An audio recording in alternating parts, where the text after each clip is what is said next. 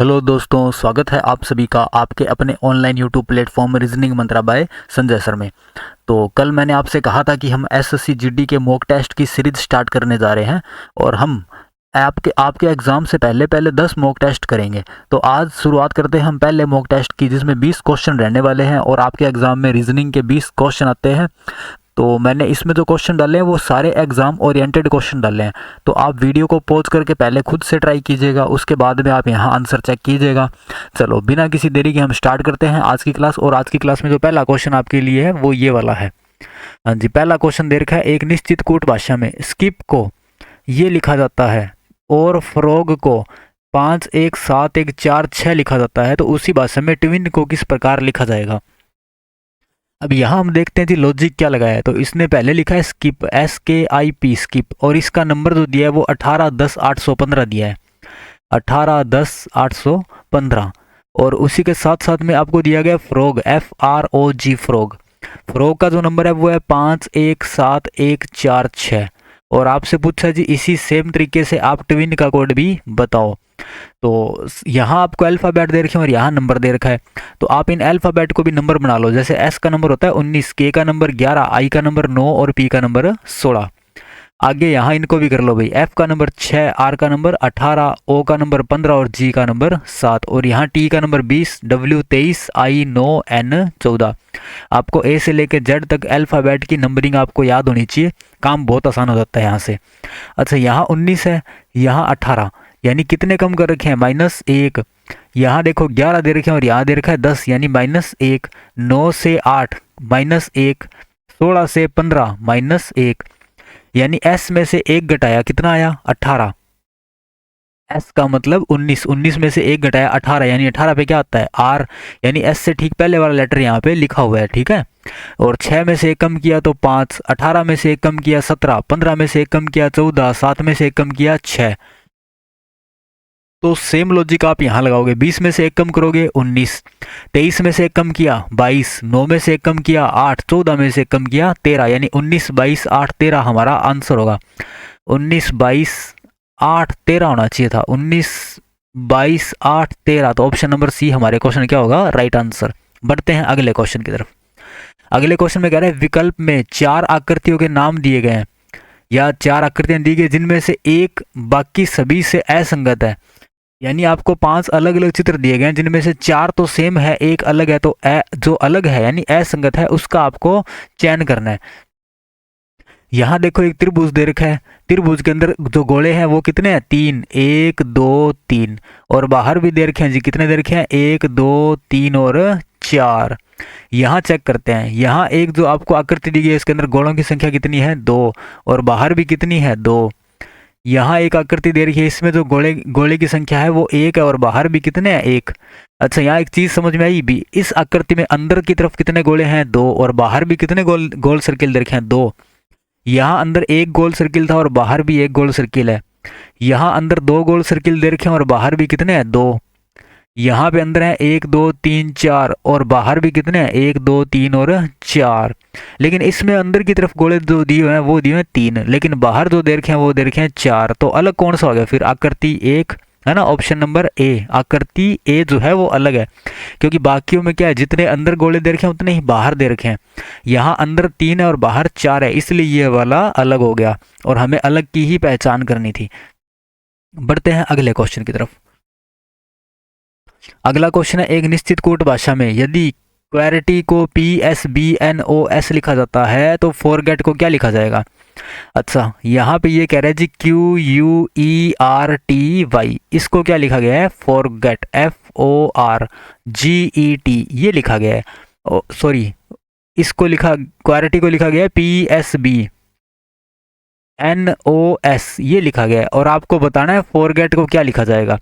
तो सबसे सिंपल काम होता है, आप इनकी नंबरिंग कर लो। जैसे Q का number 17, U 21, E 5, R 18, T 20, Y 25, S 19, O 15, N 14, B 2, S 19 और P 16। नंबरिंग करने से क्या है कि काम आसान हो जाता है। जैसे कि यहाँ आपको दिखाई दे रहा है 17 और यहाँ दिखाई दे रहा है 16, यानी कितने कम किए हैं, -1। अच्छा, यहाँ 21 और यहाँ पे 19, तो कितने कम किए हैं, -2। यहाँ पे 5 दिया हुआ है, यहाँ पे 2 दिया हुआ है, यानी 3 कम कर दिए, 5 में से 3 कम किए तो 2। फिर 18 में से 4 घटाते हो तो कितना आता है 14। फिर 20 में से आप 5 घटाते हो तो कितना आता है 15। 25 में से जब आप 6 घटाओगे तो कितना आएगा 19। सेम काम यहाँ करना है जी, -1 -2 -3 -4 -5 और -6। एफ का नंबर 6, ओ का नंबर 15, आर 18, जी 7, ई 5 और टी 20। तो 6 में से गया 5, 15 में से 2 गए 13 और 18 में से 3 गए 15, 7 में से 4 गया 3, 5 में से 5 गए 0, यानी कि लास्ट वाला लेटर जिसको आप बोल सकते हो 26वां वो आएगा। और 20 में से 6 गए तो 14।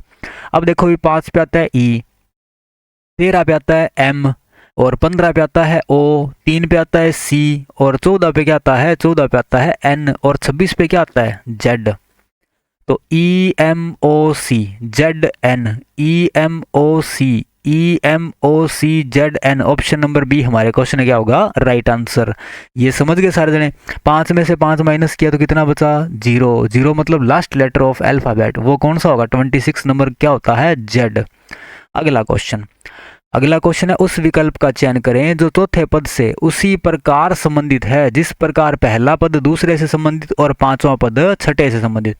अच्छा, पहले का रिलेशन दूसरे के साथ में, पांचवें का रिलेशन छठे के साथ में और तीसरे का रिलेशन चौथे के साथ में आपको बताना है।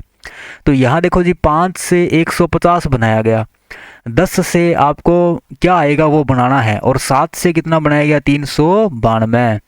अब ये 5 से 150 कैसे बनाया गया, किससे गुणा कर रहे हैं जी। 5 को अगर मैं 30 से गुणा करता हूं तो कितना आता है 150, या 7 को भी 30 से गुणा किया गया है, 7 या 21 210 होता है, तो यानी 30 से गुणा तो नहीं किया गया। और लॉजिक इसमें अपन ट्राई करके देख लेते हैं भाई। और लॉजिक 5 की क्यूब कितनी होती है, 5 की क्यूब होती है 125। 125 में फिर प्लस 25 कर दिए तो कितना आया 150। 7 की क्यूब होती है 343, उसमें फिर कितने प्लस करेंगे। अच्छा, ये 25 में 5 की स्क्वायर मान लेता हूँ एक बार, क्योंकि 5 की क्यूब में अगर 5 की स्क्वायर प्लस करता हूँ तो 150 आ रहा है। 5 की क्यूब होती है 125 प्लस 5 की स्क्वायर होती है 25, यानी 125 और 125 और 25 कितना हुआ 150। तो 7 की क्यूब होती है 343 प्लस उसमें अगर 7 की स्क्वायर 49 करें, क्योंकि 343 में 7 जोड़ने पर तो 392 मेरे को दिखाई नहीं दिया, तो मैंने क्या मान लिया एक बार 7 की क्यूब में 7 की स्क्वायर प्लस करके देख लेता हूँ। 9 और 3 12, 4 4 8 और 1 9, 392। ये लो भाई, यहाँ पे ये लॉजिक लगा रहा है कि सेम नंबर की स्क्वायर और सेम नंबर की क्यूब को आपस में जोड़ के यहाँ लिखा गया है। तो यहाँ देखो 10 की स्क्वायर और 10 की क्यूब कर दो, उनको आपस में जोड़ दो। 10 की स्क्वायर होती है 100 और 10 की क्यूब होती है 1000, इनको जब जोड़ोगे तो कितना आएगा 1100, जो कि हमारे क्वेश्चन का क्या होगा right answer, option number D. उम्मीद करता हूँ सबको ये वाला क्वेश्चन समझ में आया होगा। बढ़ते हैं अगले क्वेश्चन की तरफ। आप पहले वीडियो को पॉज किया करो, खुद से एक बार आंसर ट्राई किया करो, उसके बाद में वीडियो देखो ना, तो उससे ज़्यादा फर्क पड़ेगा आपका। अच्छा, ये कह रहा है इटली का रोम से वही संबंध है जो रूस का डैश डैश डैश से है। तो रोम क्या है, इटली की राजधानी है रोम, यानी इटली कैपिटल कैपिटल का नाम क्या है रोम। और रूस की फिर राजधानी आपको बताना है। रूस की राजधानी क्या होगी रुबेल, नहीं, ये तो रूस की मुद्रा का नाम है रूबल। तेहरान तो ईरान की राजधानी है। कैनबरा राजधानी है ऑस्ट्रेलिया की। और मॉस्को राजधानी किसकी है रूस की। तो ऑप्शन नंबर डी हमारे क्वेश्चन क्या होगा राइट आंसर।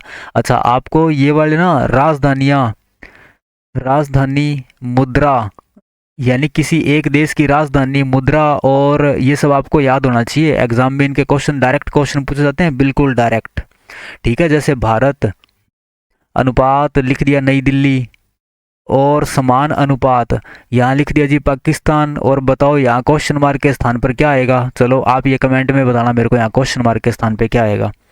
अगला क्वेश्चन है, यदि ए का अर्थ प्लस है, बी का अर्थ माइनस है, सी का अर्थ गुणा है और डी का अर्थ भाग है, तो दिए गए व्यंजक का मान ज्ञात कीजिए। यानी कि कहने का मतलब इसका कहने का मतलब है जी ए का मतलब क्या है प्लस, बी का मतलब माइनस, सी का मतलब गुणा और डी का मतलब है भाग।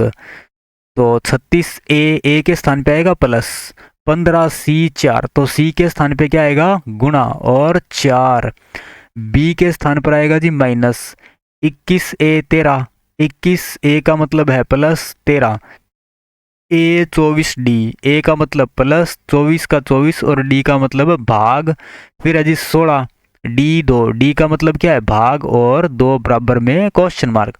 तो यहाँ जो नियम लगता है सबसे पहला वो एक ही नियम होता है जिसको बोलते हैं बोर्डमास।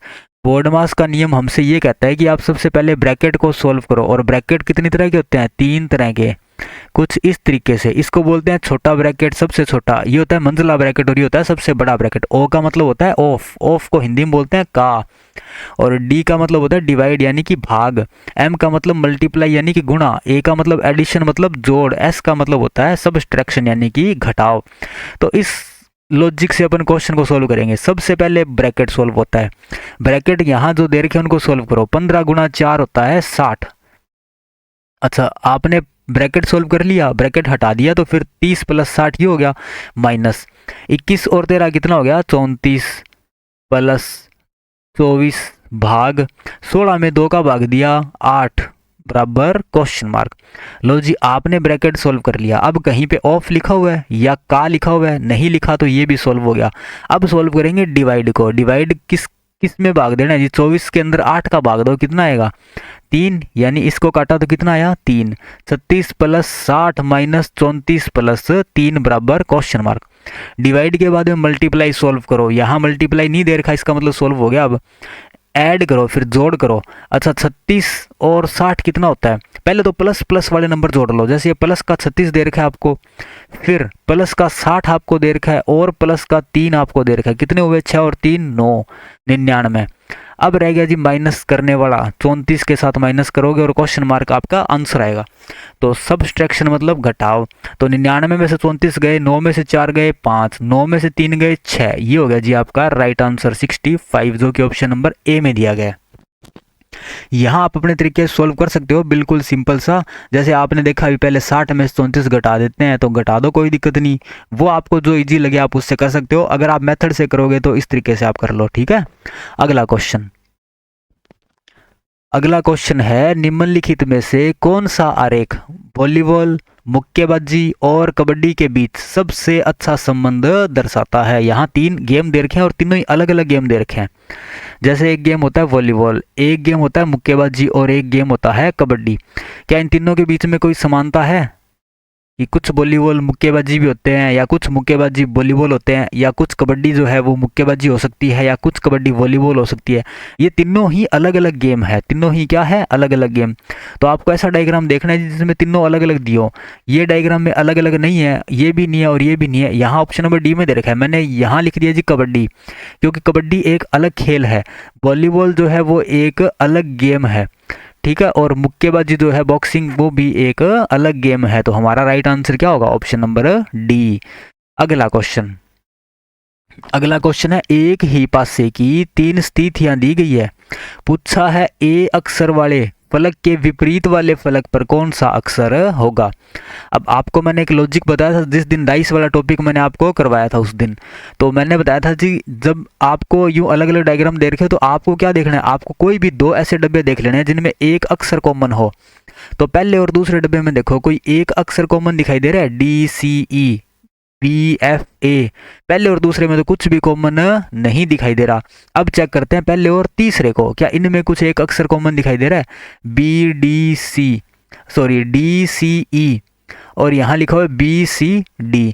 यहाँ पे 2 कॉमन दिख रहे हैं, एक तो C कॉमन मिल रहा है और एक D कॉमन मिल रहा है। तो इसके अलावा जो बच गया वो एक दूसरे के अपोजिट होगा, यानी कि B का अपोजिट क्या होगा, B का अपोजिट होगा B का अपोजिट क्या होगा, E।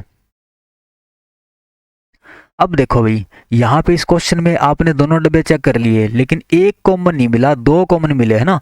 अब मैं पहले दूसरे को चेक कर चुका हूँ, पहले तीसरे को चेक कर चुका हूँ, लेकिन मैं भी दूसरे और तीसरे को भी चेक कर लेता हूँ।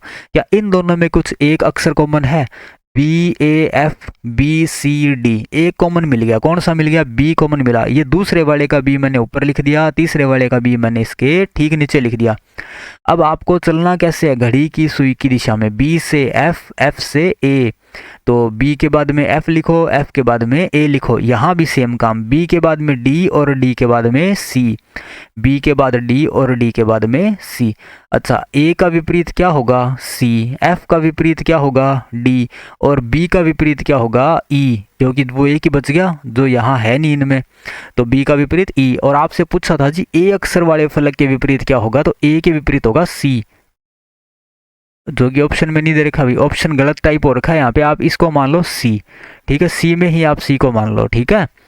तो ये उम्मीद करता हूँ आपको सबको समझ में आया होगा क्वेश्चन, और ये इसका आंसर बिल्कुल सही है जी, ए का विपरीत सी होगा। यहाँ टाइपिंग में मिस्टेक आप, ठीक है, बस इतना ध्यान रखना।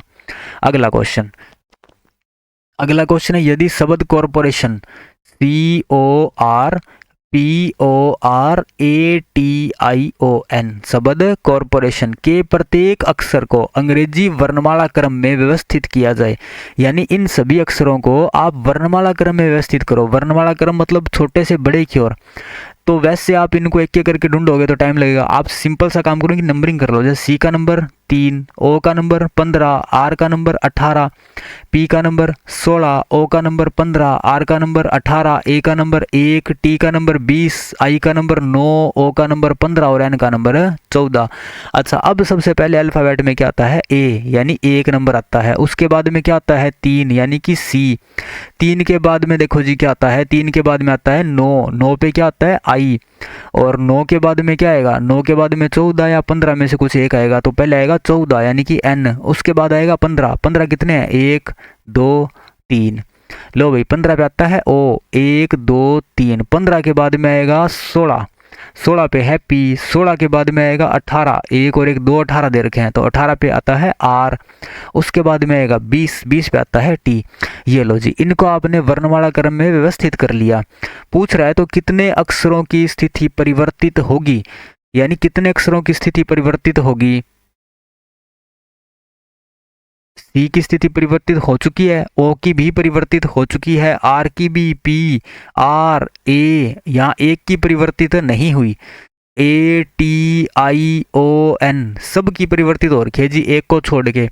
और यहाँ ऑप्शन में लिख रखा है 3 2 1 0, यहाँ लिखना था स्थिति अपरिवर्तित होगी। अपरिवर्तित मतलब जिनका स्थान चेंज नहीं होगा, तो वो केवल एक ही है, ओ। तो यहाँ पे ऑप्शन नंबर सी आंसर आएगा। अगर वो यहाँ ए टाइपिंग में मिस्टेक है जी, ठीक है, क्योंकि परिवर्तित पूछता तो फिर ऑप्शन अलग दिए होते हैं। अच्छा, परिवर्तित कितने की हुई है? 1 2 3 4 5 6 7 8 9 10। ऑप्शन में ये नहीं है, इसका मतलब यहाँ अपरिवर्तित आना चाहिए था, गलती से परिवर्तित लिखा गया, ठीक है। अगला क्वेश्चन, अगला क्वेश्चन है, दिए गए विकल्पों में से उस संख्या को चुने जो निम्नलिखित श्रृंखला में प्रश्नवाचक को प्रतिस्थापित करेगी। यहाँ लिखा हुआ जी 3 6 18 72 360 और क्वेश्चन मार्क। अच्छा, इनके बीच का गैप चेक करोगे तो ज़्यादा हो जाएगा गैप, यहाँ गैप ज़्यादा आ रहा है, ठीक है। आप देखो जी 3 से 6 कैसे बनाया गया? 3 का पहाड़ा पढ़ो जी, 3 दूनी 6, और क्या 6 के पहाड़े में 18 आता है? तो 6 तिया 18 होता है, और 18 के पहाड़े में 72 आता है क्या? 18 दूने 36 और 18 चौके 72, और 72 से 360 बनाओगे तो 72 को आप गुणा किससे करोगे? 72 को करोगे 6 7 42, ज़्यादा हो गया, 7 चौके 28, 7 5 35। अच्छा, इसको गुणा करेंगे 5 से, क्योंकि 72 इंटू 5 होता है 360। यहाँ देखो 2 गुणा 3 गुणा 4 गुणा 5 गुणा, तो आगे क्या होगा? 6 गुणा। 3 को 2 से गुणा किया, फिर 6 को 3 से किया, 18 को 4 से, 72 को 5 से और 360 को 6 से, तो 6 0 0, 6 इंटू 6 36, 6 तिये 18 और 3 होता है 21, यानी 2160 अगला नंबर आएगा। यहाँ पे क्या आएगा? 2160, यानी ऑप्शन नंबर बी। अगला क्वेश्चन, अगला क्वेश्चन है, उस विकल्प का चयन कीजिए जिसमें दिए गए अक्षरों को समान क्रम में बाएं से दाएं की ओर नीचे दी गई अक्षर श्रृंखला रिक्त स्थानों में भरने पर श्रृंखला पूर्ण हो जाएगी। अच्छा, यहाँ एक सबसे सिंपल सा लॉजिक लगता है, आपको वो ध्यान रखना है। आपको क्या करना है जी, टोटल इनको काउंट कर लो। पहले टोटल कितने वर्ड हैं वो आप काउंट करो। तो 1 2 3 4 5 6 7 8 9 10 11 12 13 14 15 16, टोटल काउंट कितने दे रखे हैं? 16। अब नंबर 2 काम करना है जी, इन 16 के टुकड़े करो। 16 के टुकड़े हो सकते हैं जी 4 के, 8 के और 2 के। यही होंगे, 2, 4 और 8 के टुकड़े होंगे, यानी कि 2-2 के टुकड़े आप बांटो, लेकिन 2-2 के टुकड़े यहाँ नहीं बांटना क्योंकि यहाँ सिस्टम अलग दे रखा है। ठीक है, आप 8 के टुकड़े बांटोगे, 8 के ज़्यादा हो गए। आप देखो जी 2, 4 और 8 दिया हो तो आप बीच का नंबर ट्राई करो। बीच का नंबर क्या है? 4। तो आप इनके 4-4 के टुकड़े बना लो, यहाँ से लेके यहाँ तक पहला टुकड़ा, फिर 1, 2, 3, 4 दूसरा टुकड़ा, 1, 2, 3, 4 तीसरा टुकड़ा। अब क्या काम करना है? नंबर 3, आप सब में पहला पहला अक्षर पकड़ लो और देखो जी पहले पहले अक्षर में क्या चेंज हुआ है। फिर आप दूसरा दूसरा अक्षर सबका ट्राई करो, फिर तीसरा तीसरा अक्षर ट्राई करो और उसके बाद में चौथा अक्षर ट्राई करो। इस तरीके से आपको इनको चेक करना है। आंसर फटाफट 1 मिनट में, सेकंड में ही आ जाएगा। चलो लास्ट वाला देखते हैं, सब में क्या दे रखा है। यहाँ आर दिया गया है, यहाँ पे भी आर दिया गया है और यहाँ भी लास्ट में आर दिया गया है। तो यहाँ पर लास्ट में आर मान लें, यहाँ मान लिया जी आर। तो ये 4 तो कंप्लीट हो गए, चारों में आर दे रखा है। अब यहाँ तीसरा गायब है, यहाँ भी तीसरा लेटर गायब, यहाँ तीसरा लेटर है डब्ल्यू और यहाँ भी तीसरा लेटर क्या है? डब्ल्यू। जब पहले और दूसरे डब्बे में डब्ल्यू दे रखा है तो तीसरे और चौथे में आप डब्ल्यू मान लो एक बार। अगर गलत हुआ तो अपन चेंज कर लेंगे। अब बात करते हैं दूसरे अल्फ़ाबेट की। दूसरा दे रखा है यहाँ पे क्यू, यहाँ पे भी क्यू और यहाँ पर भी क्यू। तो यहाँ पे क्या मानोगे? क्यू ही मानोगे एक बार तो। अब बात करते हैं पहले अक्षर की। यहाँ दिया हुआ है एम, यहाँ पे दिया हुआ है ब्लैंक, यहाँ दिया हुआ है ओ और यहाँ दिया हुआ है पी। अच्छा, M O P, M N O P, क्या ऐसा सही है? एम एन ओ पी, यानी कि ये बढ़ते क्रम में दे रखा है। पहला अक्षर जो है वो आपको बढ़ते क्रम में दे रखा है। एम के बाद एन, एन के बाद में ओ और ओ के बाद में पी। तो अब देखो जी अपने क्या क्या फिल किया है। Q, N, R, W, W, ये अपने को ऑप्शन देखना है। अगर ये ऑप्शन हुआ तो ठीक, नहीं तो फिर कोई लॉजिक और लगाएंगे। पहले आप ये लॉजिक ट्राई करोगे जो मैंने आपको बताया, लगभग 90% क्वेश्चन आपके इसी से सॉल्व हो जाएंगे। हाँ जी, Q N R W W, Q N R W W, Q N R W W, यानी ऑप्शन नंबर सी हमारे क्वेश्चन क्या होगा? Right answer. बढ़ते हैं अगले क्वेश्चन की तरफ। अगला क्वेश्चन दिया गया है, दिए गए पैटर्न का ध्यानपूर्वक अध्ययन करें और उस संख्या का चयन करें जो इसमें प्रश्न चिन्ह के स्थान पर आ सकती है। यानी आपको बताना है क्वेश्चन मार्क के स्थान पे जो नंबर आएगा वो कौन सा होगा। तो यहाँ देखो जी 5 से, हाँ एक बात और, ये या तो इस तरफ चेक करोगे या फिर इस तरफ चेक करोगे। अब बड़ा नंबर किस साइड दे रखा है? यहाँ इस साइड दे रखा है, तो इस तरफ चेक करते हैं। 5 की स्क्वायर दे रखी है 25, लेकिन यहाँ 12 की स्क्वायर नहीं दे रखी। तो इन तीनों को जोड़ने से 75 बनता है क्या? 5, 5, 10, 4, 2, 6 और 1, 7। अच्छा, हो सकता है जी इन तीनों को जोड़ के, जैसे 5, 25 प्लस 40 को आपस में जोड़ दिया, उसके बाद में प्लस और कर दूंगा 5, तो कितना आएगा? 75। क्या सेम लॉजिक यहाँ लगाया है? 18 और 12 कितने हो गए? 30, 30 और 20 50 और 4 54। तो 54 में 5 जोड़ने पर आंसर आ रहा है क्या? 72। तो 5, 4, 9, 5, 5 नहीं आ रहा जी, 59 ही आ रहा है। क्या बताइए, पहला अंक जोड़ दिया हो, जैसे मैंने यहाँ 5 जोड़ा था तो यहाँ 12 जोड़ लो आप। तो 54 और 12 कितना होता है? 4 और 2 6, 5 और 1 6। अभी भी नहीं आ रहा, तो कोई और लॉजिक लग रहा है यहाँ पे। ठीक है, ये वाला लॉजिक नहीं लगेंगे। तो इन दोनों का डिफरेंस कितना आया? 20। इन दोनों का डिफरेंस 15, 20 और 15। अच्छा, इन दोनों का डिफरेंस कितना है? 25 और 40 का 15।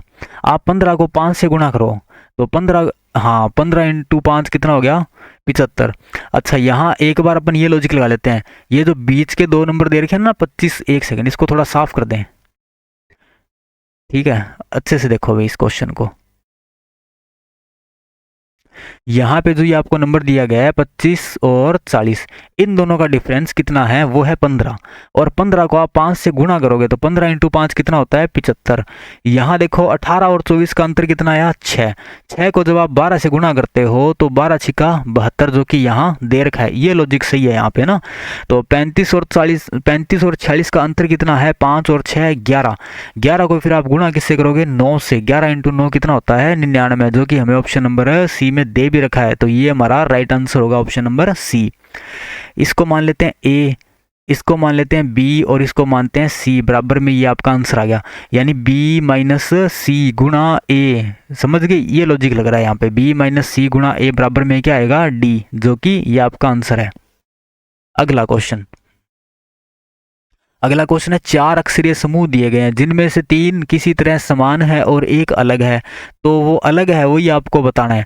यहाँ देखो GJNV, GJNV दूसरा दे रखा है जी EGKQ, EGKQ। और तीसरा दे रखा है OQUA, OQUA। और चौथा दिया हुआ है GIMS, GIMS।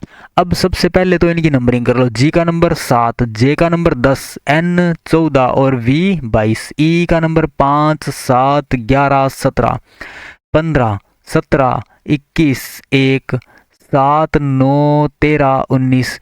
अब देखो इनमें क्या अंतर है। अच्छा, 7 में 3 जोड़ने पर क्या आता है 10, 5 में 2 जोड़ने पर 7, 15 में 2 जोड़ने पर 17 और 7 में 2 जोड़ने पर 9। तो अभी तक तो वो तीनों सेम है और एक ये अलग है ना, ये तीनों सेम और ये एक अलग। और 10 + 4 14, 7 + 4 11, 17 + 4 21, 9 + 4 13। और 14 में 22 पर जाने के लिए कितने प्लस किए 8। यहाँ 11 से 17 पर जाने के लिए कितने प्लस कर रहे हो 6। 21 से 1 पर जाने के लिए, अच्छा 21 से 1 मतलब सुनो भाई, 21, 22, 23, 24, 25, 26 और 27 या फिर 1। 21वां लेटर क्या था U। अब आपको प्लस यहाँ पे 6 किए तो यहाँ पे भी कितने प्लस करोगे 6। वो कैसे, देखो भाई 1 2 3 4 5 और 6। तो यानी 6 पे क्या आ रहा है 1, यानी A का मतलब A। समझ गए ये वाली बात। तो यहाँ पर आप 21 में जब 6 जोड़ोगे तो 27 आएगा। 27 मतलब होता है 1, क्योंकि अगला अल्फ़ाबेट Z के बाद में क्या आता है A ही आता है। अब यहाँ देखो जी 13 और 6 कितने होते हैं 19। तो सेम कौन से 3 है, एक तो ये 2 4 6 2 4 6 2 4 6 सेम हो गए, और ये 3 4 8 वाला क्या हो गया अलग, यानी असंगत। तो हमें ये बताना था ऑप्शन नंबर ए हमारा क्या होगा राइट आंसर। अगला क्वेश्चन, हाँ जी अगला क्वेश्चन है, उस सही विकल्प का चयन कीजिए जो दिए गए शब्दों के उस क्रम को दर्शाता है जिस क्रम में वे अंग्रेजी शब्दकोश में आते हैं। अब इस सुनो जी, एक बात सुनो, आपके फ़ोन में जो नंबर सेव होते हैं ना वो अल्फ़ाबेट के अकॉर्डिंग सेव होते हैं ना। जैसे ए नाम पे जो है उसका नाम पहले आएगा, फिर बी नाम वालों का नंबर आएगा, फिर सी नाम वालों का नंबर आएगा, फिर डी नाम वालों का, फिर ई, इस तरीके से सेव होंगे। या फिर ऐसे सेव होते हैं पहले एक्स, फिर क्यू, फिर डब्ल्यू, फिर पी, ए। ऐसे तो नहीं सेव होते पहले डब्ल्यू नाम वालों के फिर एक्स नाम वालों के, है ना। ऊट पटांग तरीके से तो नहीं सेव होते ना, बिल्कुल ऐसे अल्फ़ाबेट के अकॉर्डिंग से होते हैं। तो यहाँ पे भी यही सेम ही बात आपको बता रहा है। ये कह रहा है जी ये जो आपको दिया गया है ना शब्दकोश, उनको आपको अरेंज करना है किस ऑर्डर में, उनको अरेंज करना है वर्णमाला क्रम में, यानी कि अंग्रेजी शब्दकोश के अनुसार। तो यहाँ सिंपल सा काम करना है, पहले तो सब में पहला अक्षर चेक करो। पहला अक्षर क्या दे रखा है सब में एन। लो भाई सब में पहला अक्षर एन दे रखा है, तो मैंने 500 के 500 एन लिख लिए। अभी मेरे को इतना ही पता है कि एन नहीं आएगा, क्योंकि इनमें से कौन सा एन पहले आएगा कौन सा बाद में आएगा वो अभी नहीं बता सकते, ठीक है। लेकिन ये 500 के 500 सेम एन है, तो मैंने 5 लिख दिए। दूसरा अल्फ़ाबेट दे रखा है आई, यहाँ पर भी आई, तीसरा आई, आई और आई। अब आई सब में सेम है तो मैंने आई लिख दिया, एन के बाद में आई। अब तीसरा अल्फ़ाबेट चेक करो, क्योंकि अभी तक तो मेरे को पता नहीं है जी इनमें से कौन सा पहला और कौन सा दूसरा होगा, ठीक है। अब तीसरा लेटर क्या है एस, यहाँ पे भी एस, यहाँ दे रखा है एल, एस और एल। अच्छा अंग्रेजी वर्णमाला में पहले एल आता है या एस आता है, तो पहले आता है एल। अब एल वाले 2 दे रखे हैं, एक तो 3 नंबर है और एक 5 नंबर। अब ये कोई सा भी हो सकता है इनमें से 3 और 5। चलो इतना पता हो गया जी, ये जो तीसरा और 5वां है ना ये पहले स्थान पे आएंगे, पहले दूसरे पे। उसके बाद में एस वाले आएंगे तीनों के तीनों, एस, एस और एस। अब चौथा लेटर चेक करते हैं, वो है सी, सी, एल, सी और एल। सी, सी और एल दे रखे थे। अब देखो पहले सी आता है या पहले एल आता है, तो पहले आता है सी, लेकिन सी दे रखा है एस वालों में। यहाँ देखो एस के आगे क्या दे रखा है सी, यहाँ भी एस के आगे क्या दे रखा है सी, एस के आगे क्या दे रखा है सी, यानी तीनों एस के आगे क्या दिया हुआ है सी ही दिया हुआ है। तो अभी भी कंफर्म नहीं हो रहा अभी कौन सा पहले आएगा कौन सा बाद में आएगा। हाँ, और अगला एल वाले में क्या दे रखा था जी, दोनों में ही एल ही सेम दे रखा था, तो मैंने एल को लिख दिया। अब चेक करते हैं अगला लेटर, सी के बाद में एच, आर, ई, ओ और आई। तो एच, आर, ई, ओ, आई ये दे रखा है। तो अब देखो भी सबसे पहले वर्णमाला क्रम में क्या आता है, सबसे पहले आता है ई, उसके बाद में आता है एच, फिर आई, फिर ओ, फिर आर। तो ई किसका है, ई है NILLE, NILLE, यानी ये ई पहले आएगा, ई के बाद में क्या आएगा, एच आएगा। एच कहाँ दे रखा है, एच दे रखा है NISCH, तो यहाँ आएगा एच। उसके बाद में आई, देखो भाई आई, आई किस में दिया हुआ है, आई दिया हुआ है LLI, यानी LL के बाद में आई। और उसके बाद में क्या आ गया, क्या आना बाकी रह गया, आर और ओ। तो पहले आता है ओ, फिर आता है आर। अब ये ओ कहाँ दे रखा है, SCO, तो SCO। उसके बाद में आएगा SCR, SCR, ये आपका ऑर्डर बन गया।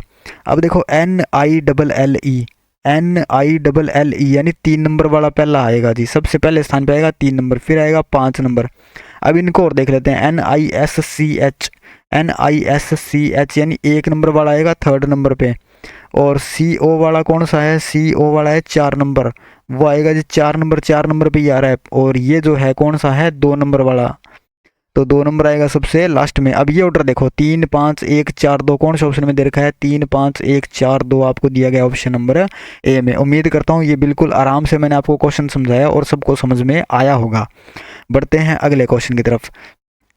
अगला क्वेश्चन दिया गया, यदि किसी दीवार घड़ी में 9:30 का समय है, तो उस समय घंटे एवं मिनट की सुइयों के बीच में कितने डिग्री का कोण बनेगा। ये क्वेश्चन आपसे पूछा गया जी।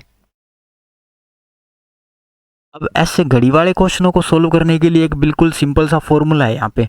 जब भी आपसे क्या पूछा जाए, कोण पूछा जाए, जब भी आपसे कोण पूछा जाए तो कोण का एक फॉर्मूला होता है मिनट इंटू 11/2 माइनस बजे गुणा 30।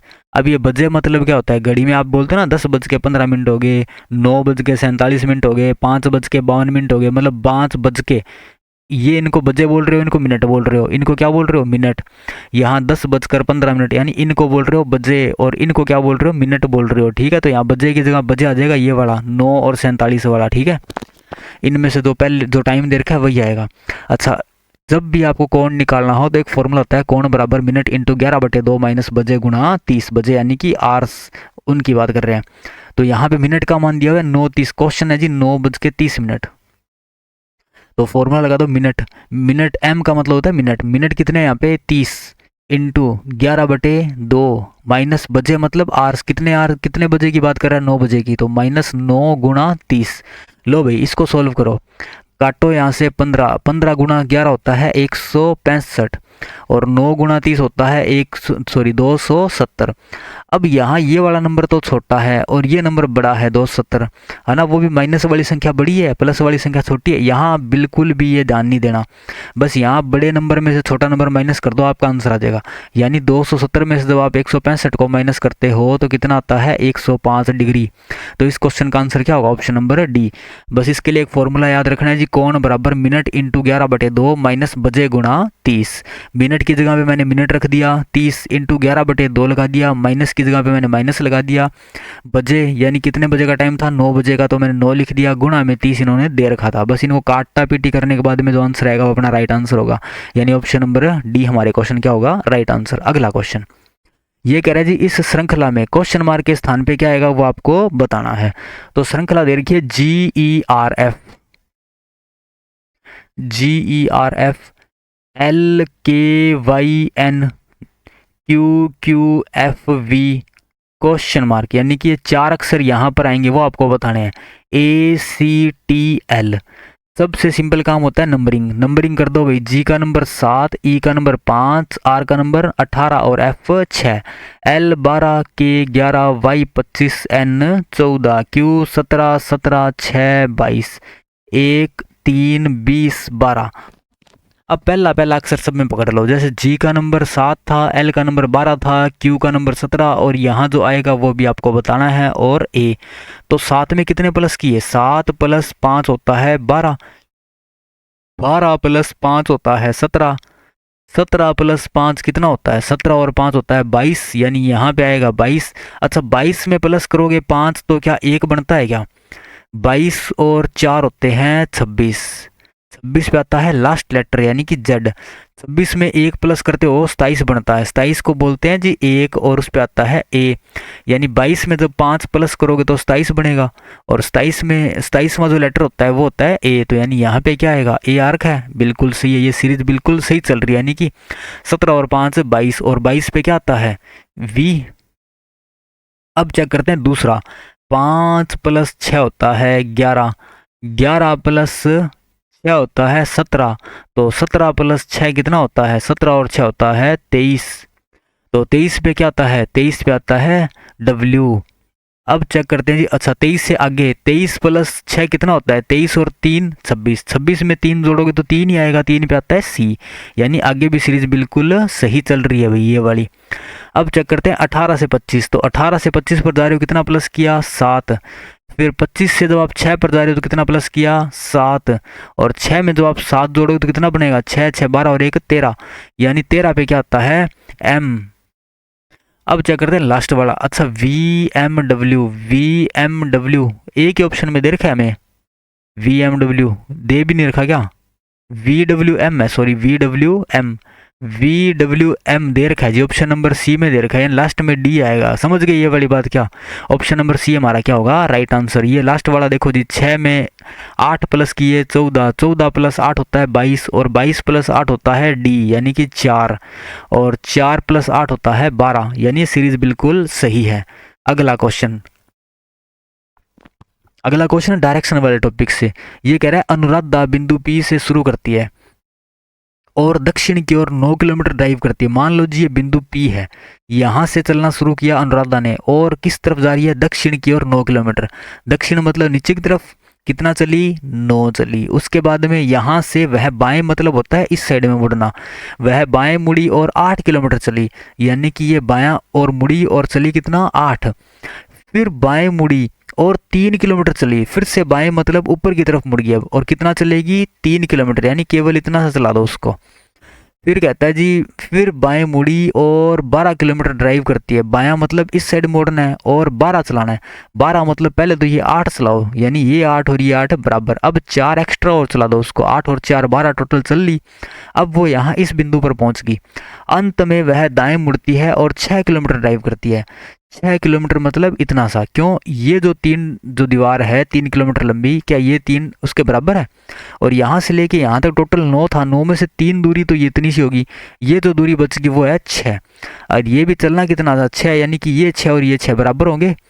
पूछा है जी और बिंदु Q पर रुक जाती है, यानी इस बिंदु को नाम दिया गया है बिंदु Q, और ये कह रहा है जी बिंदु P से बिंदु Q कितनी दूर, अच्छा P से Q के बीच की दूरी कितनी है, ये 4 है, तो ये भी कितनी है 4, और किस दिशा में है, बिंदु P से Q किस दिशा में है, P से जो Q है वो है पश्चिम, तो पश्चिम की ओर 4 किलोमीटर हमारा क्या होगा right answer, option number B. उम्मीद करता हूँ सबको ये वाला क्वेश्चन समझ में आया होगा। अगला क्वेश्चन, अगला क्वेश्चन है किरण मुकेश की बहन है, अच्छा मुकेश की बहन का नाम क्या है, किरण। ये लो भाई, जब भी भाई बहन के रिश्ते की बात होगी तो सिंगल लाइन है ना, तो किरण क्या है एक लड़की। फिर कह रहा है सुमन मुकेश की माता है, मुकेश की माता का नाम क्या है सुमन, सुमन मुकेश की माता है, यानी इन दोनों की माता है।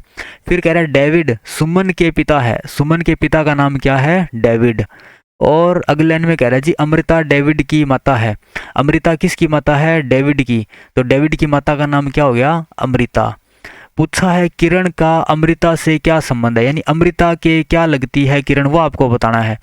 तो इसके बेटे की बेटी क्या लगेगी जी, पड़पोती लग रही है, तो पड़पोती लगेगी है ना, क्या लगेगी पड़पोती, तो ऑप्शन नंबर डी, क्योंकि पुत्र वधु नहीं होगा, पुत्री भी नहीं होगा, पोती मतलब यहाँ होता, और ये हो गया जी पड़पोती, तो ऑप्शन नंबर डी हमारा क्या होगा राइट आंसर। अगला क्वेश्चन, अगला क्वेश्चन है जी 8 व्यक्ति 2 समांतर पंक्तियों में बैठे हैं, अच्छा कितने व्यक्ति हैं 8, 1 2 3 4 5 6 7 8, क्यों, क्योंकि 2 समांतर पंक्तियों में तो 4 4 ही आप बिठा पाओगे, जिनमें से प्रत्येक पंक्ति में 4 व्यक्ति बैठे हैं है ना, और उनके बीच की दूरी समान है। पंक्ति 1 में कौन कौन बैठा है, CQOP बैठे हैं, और उन सभी का मुंह कहाँ पे है दक्षिण की ओर। अच्छा ये है जी पंक्ति 1, तो फिर ये पंक्ति 2 होगी, इन सभी का मुंह कहाँ है दक्षिण की ओर, तो इन सभी का मुंह कहाँ होगा उत्तर की ओर, यानी ये सारे व्यक्ति दक्षिण की ओर देख रहे हैं, तो ये सारे व्यक्ति कहाँ देख रहे हैं उत्तर की ओर, यानी एक दूसरे की तरफ फेस करके बैठे हैं। और पंक्ति 1 में बैठा कौन है CQOP, CQOP। पंक्ति 2 में कौन है जी XARM, XARM। और कह रहा है जी सभी का मुंह कहाँ पे है, उत्तर की ओर। इस प्रकार पहली पंक्ति के प्रत्येक व्यक्ति का मुख दूसरी पंक्ति के किसी अन्य व्यक्ति की ओर है, यानी आमने सामने। ये कह रहा है केवल सी क्यू के बाईं ओर बैठा है। पहले तो ये बताओ सी और क्यू आएंगे कौन सी पंक्ति में, पहली में कि दूसरी पंक्ति में? पहली में, क्योंकि सी और क्यू पहली पंक्ति में दे रखे हैं। ये कह रहा है केवल सी जो है वो क्यू के बाएं। अब क्यू का बायां, क्यू दक्षिण की ओर देख रहा है तो उसका बाएं इस साइड होगा, तो क्यू के बाएं कौन बैठा है? केवल सी बैठा है, यानी कि इस साइड में कोई भी नहीं बैठेगा। तो यहाँ लास्ट में कौन आएगा? सी, और सी बैठा है जी क्यू के बिल्कुल बाईं ओर। केवल सी जो है वो क्यू के बाईं ओर बैठा है, यानी बाकी सारे क्यू के दाईं ओर बैठे हैं। अगले लाइन में कहता है केवल आर ए के बाईं ओर बैठा है। अच्छा, आर और ए किस पंक्ति में है? दूसरी पंक्ति में, तो यानी यहाँ आर और ए आएंगे। लेकिन इसने कहा है केवल आर ए के बाएं बैठा है। बाएं मतलब इस साइड में, क्योंकि इनका मुंह कहाँ पे है? उत्तर की ओर, तो फिर बायां इस साइड होगा। तो कहाँ बिठाओगे? केवल आर जो है वो ए के बाएं बैठा है, यानी बाकी सारे ए के दाएं बैठेंगे। तो ए के बाएं केवल आर बैठा है, यानी बाकी कहाँ बैठेंगे? दाएं। फिर कहता है ए और एक्स के बीच में केवल एक व्यक्ति बैठा है, ए ये बैठा, एक का गैप देके एक्स को यहाँ बिठा दो। सी और ओ के बीच में केवल एक व्यक्ति बैठा है, सी ये बैठा, एक का गैप देके किसको बिठा दोगे? ओ को। अब एक बंदा रह गया, कौन सा रह गया? पी। यहाँ भी एक बंदा रह गया जी, कौन सा रह गया? एम। ये लो जी आपका डायग्राम बन गया। पूछा है निम्न में से कौन सा विकल्प एक दूसरे के सम्मुख बैठे दोनों व्यक्तियों को दर्शाता है? क्या सी और एक्स दे रखा है ऑप्शन में एक साथ? नहीं दे रखा। क्या क्यू और एम दे रखा है? हाँ जी, क्यू और एम दे रखा है ऑप्शन नंबर सी में। ओ ए नहीं दिया, पी आर नहीं दिया, यानी कि ऑप्शन नंबर सी हमारा क्या होगा? राइट आंसर, क्योंकि ये दोनों एक दूसरे के सम्मुख बैठे हैं, यानी एक दूसरे की ओर मुख करके बैठे हैं। ये दोनों नहीं जी, सारी एक दूसरे के सम्मुख बैठे हैं। समझ गए ये वाली बात? तो हमसे पूछा था जी जो व्यक्ति एक दूसरे के सम्मुख मुंह करके बैठे हैं, आपको बताना है इन ऑप्शनों में से वो व्यक्ति कौन है। तो वो व्यक्ति है क्यू और एम। ये हो गया आपका क्वेश्चन सोल्व। अगला क्वेश्चन है जी कैलेंडर वाले टॉपिक से। यहाँ कह रहा है यदि 18 मई 2002 को रविवार है, 18 मई 2002 वार क्या है? रविवार। तो पूछा है 18 मई 2023 को कौन सा दिन होगा?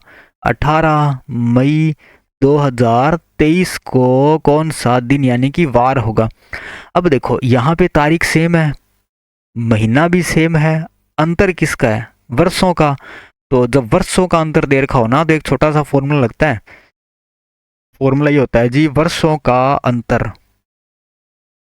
वर्षों का अंतर प्लस लीप वर्षों की संख्या, यानी इनके बीच में आने वाले जो लीप वर्ष है ना उनकी संख्या, लीप वर्षों की संख्या।